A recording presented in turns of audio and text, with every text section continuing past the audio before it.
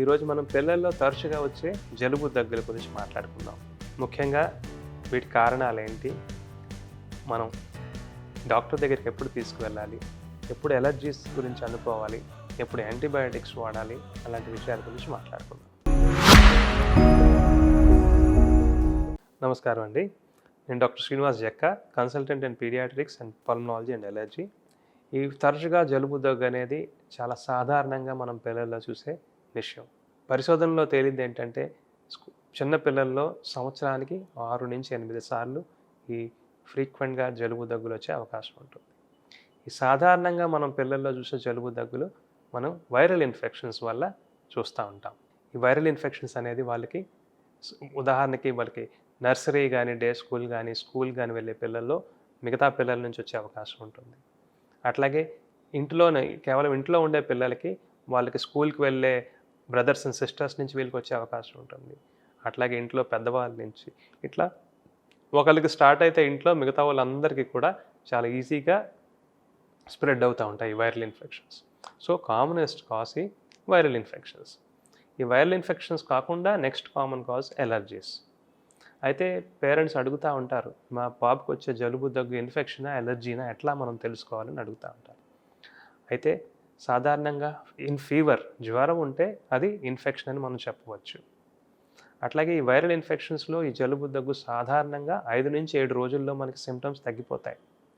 So fever లేదు, symptoms వారం పైగానే 2 వారాలు 3 వారాలు కంటిన్యూస్గా ఉంటున్నాయి.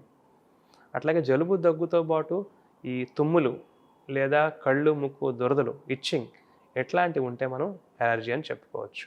అట్లాగే ఒకేసారి ఇంట్లో మిగతా వాళ్ళు కూడా జలుబు దగ్గుంటే అది ఇన్ఫెక్షన్ అని చెప్పుకోవచ్చు. సో ఫీవర్ ఉండడం, సిమ్టమ్స్ వారం లోపలే ఉండడం, అట్లాగే ఇంట్లో మిగతా వాళ్ళకి అదే టైంలో జలుబు దగ్గు ఉంటే అది ఇన్ఫెక్షన్. అట్లా కాకుండా ఫీవర్ లేదు, సిమ్టమ్స్ ఎక్కువ రోజులు ఉన్నాయి, తుమ్ములు కళ్ళు ముక్కు దురదలు ఎట్లాంటి సిమ్టమ్స్ ఉంటే మనం ఎలర్జీ అనుకోవచ్చు. అయితే ఈ వైరల్ ఇన్ఫెక్షన్స్ లేదా ఈ జలుబు దగ్గుకి ఎట్లా ట్రీట్ చేసుకోవచ్చు? ఈ జలుబు దగ్గుకి మైల్డ్గా ఉంటే అసలు మందులు ఇవ్వాల్సిన అవసరం లేదు. ఇంట్లో మీరు వాడే చిట్కాలు, ఉదాహరణకి స్టీమ్ తీసుకోవడం లేదా ఈ హనీ అండ్ లెమన్ ఇట్లాంటి ఇంట్లో చిట్కాలు వాడితే సరిపోతుంది. మన దేశంలో చాలామంది ఈ కోల్డ్ కాఫ్ సిరప్లు చాలా ఎక్కువగా వాడుతూ ఉంటారు.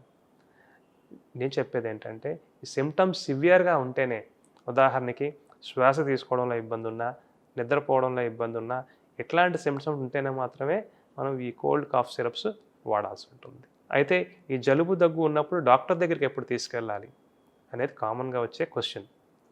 అయితే ఈ సిమ్టమ్స్ ప్రొలాంగ్డ్గా ఉన్నా, అంటే వారం పైనే ఉన్నా, లేదా ఏమైనా హై ఫీవర్స్ ఉన్నా, 103, 104 అట్లాంటి హై టెంపరేచర్స్ ఉన్నా, లేదా శ్వాస తీసుకోవడంలో ఏమైనా ఇబ్బంది ఉన్నా, అంటే మీ పిల్లాడు ఆయాసపడుతున్నా, ఇట్లాంటివి ఏమైనా సిమ్టమ్స్ ఉంటే మాత్రం మీరు మీ డాక్టర్ దగ్గరికి తీసుకెళ్లాల్సిన అవసరం ఉంటుంది.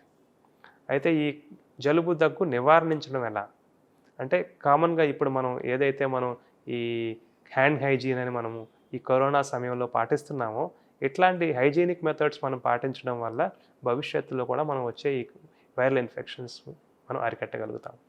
అట్లాగే ఈ వ్యాక్సినేషన్ అది రెగ్యులర్గా తీసుకోవడం వల్ల కామన్గా వచ్చే ఇన్ఫెక్షన్స్ కూడా మనం అరికట్టగలుగుతాం.